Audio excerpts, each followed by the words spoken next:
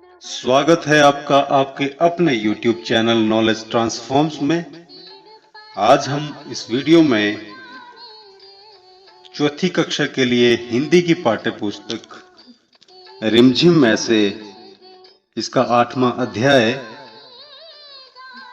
जो कि गांधी जी की दांडी यात्रा के ऊपर आधारित है, इसको पढ़ेंगे। इस पाठ का नाम है स्वतंत्रता की ओर। आइए इस पाठ को शुरू करते हैं। स्वतंत्रता की ओर।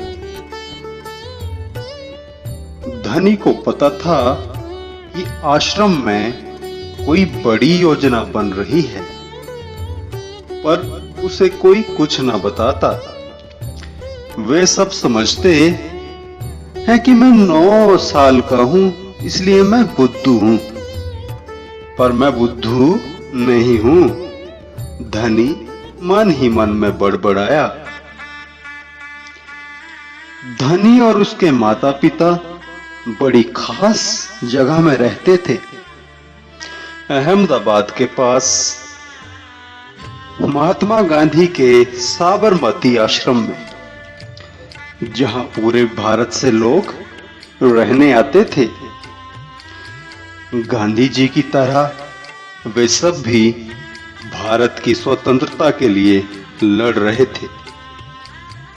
जब वे आश्रम में ठहरते तो चरखों पर खादी का सूत काटते, भजन गाते और गांधी जी की बातें सुनते।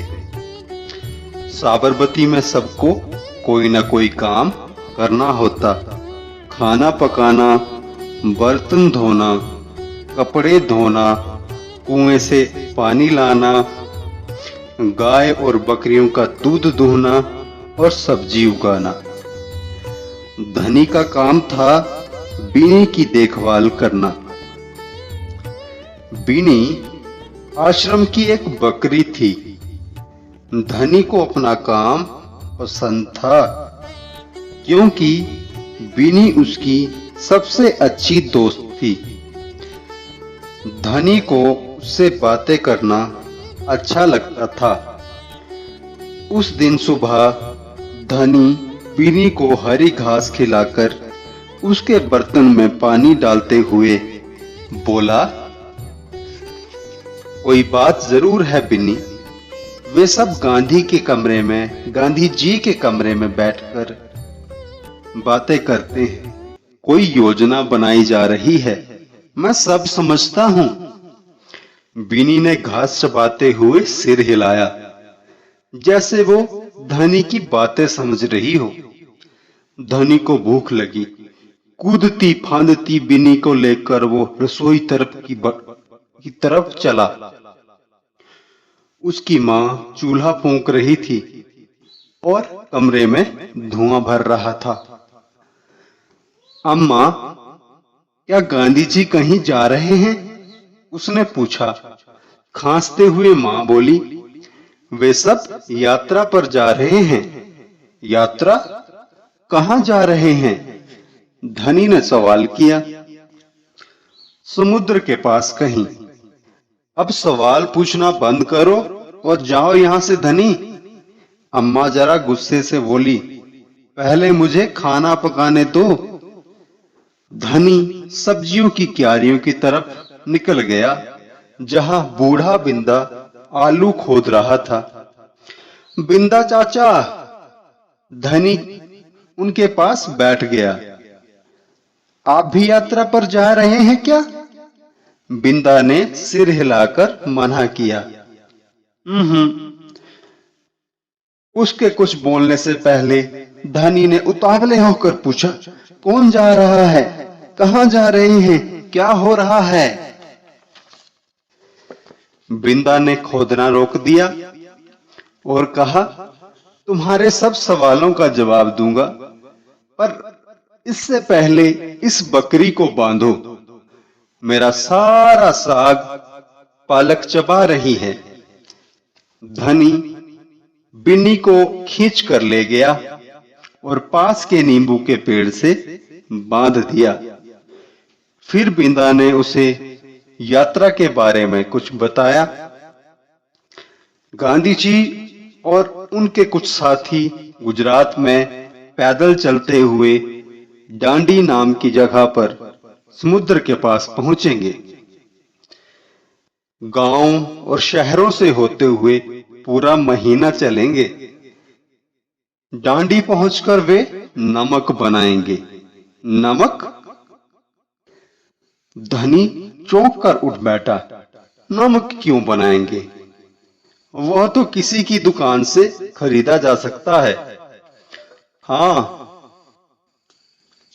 मुझे मालूम है।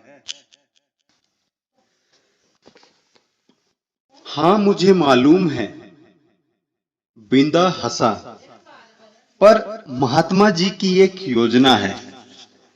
यह तो तुम्हें पता ही है कि वो किसी बात की विरोध में ही यात्रा करते हैं या जुलूस निकालते हैं, है ना? हाँ, बिल्कुल सही, मैं जानता हूं। वह ब्रिटिश सरकार के खिलाफ सत्याग्रह के जुलूस निकालते हैं, जिससे कि उनसे खिलाफ लड़के या लड़ा जा सके और भारत स्वतंत्र हो जाए। पर नमक को लेकर विरोध क्यों कर रहे हैं? ये तो समझदारी वाली बात नहीं है। बिल्कुल धनी, क्या तुम्हें पता है कि हमें नमक पर कर देना पड़ता है? अच्छा। धनी हैरान होकर रह गया। नमक की जरूरत सभी को है। इसका मतलब है हर भारतवासी, गरीब से गरीब को भी यह कर देना पड़ता है, या हर भारतवासी गरीब से गरीब भी यह कर देता है।